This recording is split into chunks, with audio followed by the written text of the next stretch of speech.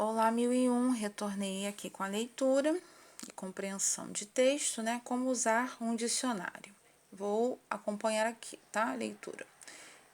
Aprender uma língua, ler e entender textos, escrever não é sempre uma tarefa fácil. Apesar de ter um conhecimento geral do tópico, às vezes é necessário checar palavras, significados ou olhar ou procurar informações extra.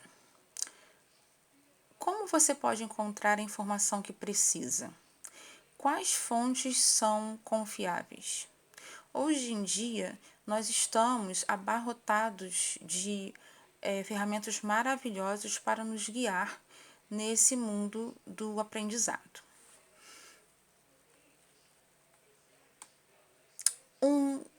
Muitas vezes negligenciado, mas muito útil instrumento é o dicionário.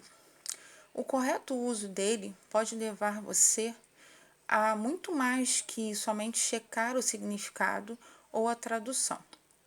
Você também pode encontrar pronúncia e gramática, sinônimos, antônimos, a parte histórica e cultural e geográfica dessa palavra, pronúncia, idioms são expressões, gírias, diferenças em discurso, ilustrações e muito mais. Como isso é possível? Diferentes tipos de dicionários. Existem vários tipos que se encaixam perfeitamente às necessidades, desde crianças pequenas a advogados, estudantes de ensino fundamental, e de vários modelos. Certamente há um que vai cobrir qualquer nível de conhecimento. Então, aqui é o dicionário Oxford de Ciências, o Oxford de Política e o Oxford de Física. Então, são só palavras nestes universos, universo de política, da física, de ciências, porque a língua é muito vasta. E um dicionário comum ele não dá conta, né, de todas as palavras, né? Alguns deles apresentam imagens ou ilustrações muito úteis para melhorar o vocabulário. Eles podem ser escritos em uma, duas ou mais línguas, sendo preciosos para aqueles que querem ser multilingües. A informação cultural e curiosidades também são encontradas, para que isso possa alargar o seu ponto de vista. Existem também exemplos de dicionários para significados específicos em áreas de negócios, que a gente chama de business English. Em todos eles, uma quantidade surpreendente de dados relevantes está disponível em cada entrada. Cada entrada seria cada vocábulo. A mesma simples palavra que você ouve todo dia e toda hora pode, de repente, vir em um outro contexto com uma função totalmente diferente, um significado totalmente diferente. Aqui é um exemplo de Picture Dictionary, que eu amo esse tipo de dicionário, porque ele vem com a foto e com o vocábulo, né? Então, cap, car, cat, cheese, clock, cup. É muito bom verificar um Picture Dictionary. É bem fácil, né, de ver e de aprender com ele. Aqui é um exemplo de uma entrada, né? Aqui, entry words é a palavra, a pronúncia, climate, climate. O que ela é? É um substantivo. A primeira definição, né? O que é o clima?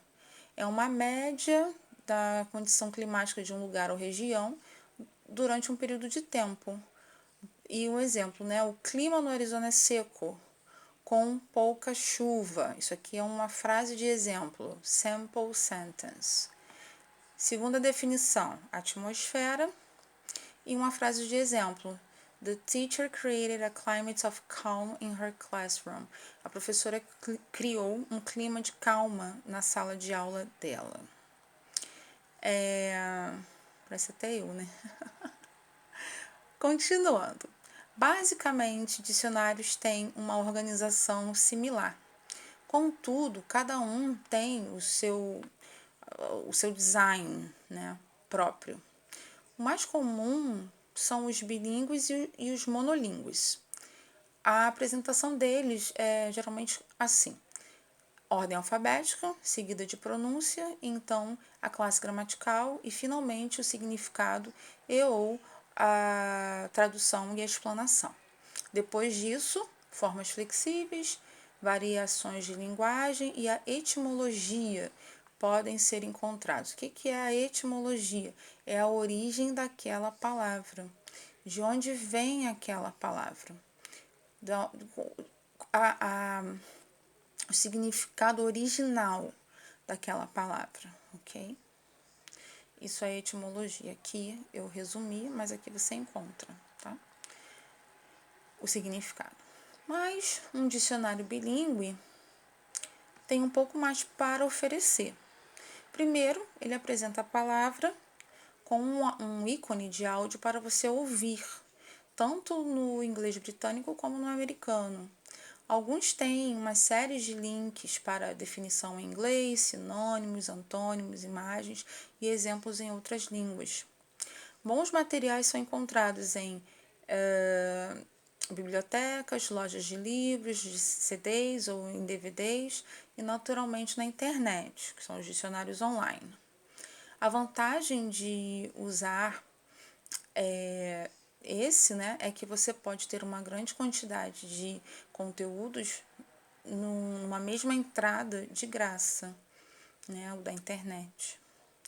É muito importante enfatizar que antes de escolher um significado é necessário analisar o contexto em que cada um está inserido. Ler a entrada completa antes de pegar uma. Considerar que tipo de trabalho você está fazendo, a complexidade do texto, o propósito e etc. Finalmente, é sempre sábio verificar os significados e as traduções em pelo menos 2 referências distintas, especialmente quando você utilizar um sinal verbal pela primeira vez. Não importa se você tenha um dicionário físico ou uma versão virtual. Há um dicionário para atender o seu estilo e as suas necessidades. Bom, então, aqui são recursos na internet de dicionários, tá? Dicionário visual, monolíngue, bilíngue, tá? Dicionários de ótimas referências, muitos que eu uso no meu dia a dia, Collins, Cambridge, ok? The Free Merriam-Webster, esse visual é sensacional, tá? Aconselho. E vou passar aqui a atividade discursiva. Vocês vão ler esse texto da 138 e responder em português a A e a B, ok? E vão fazer na 140, na 139, vocês vão fazer a 139 toda e vão fazer a 140 até o 8, tá? Até aqui onde eu marquei, ok? E na aula que vem eu corrigirei e continuarei com o capítulo 2, beleza? Então, essa foi a nossa aula. Não esqueçam de fazer os exercícios. Façam com o tempo, organize o tempo de vocês, tá? E na semana que vem a gente tem a continuação, correção e continuação da matéria. Se cuidem. Kisses. Bye, bye.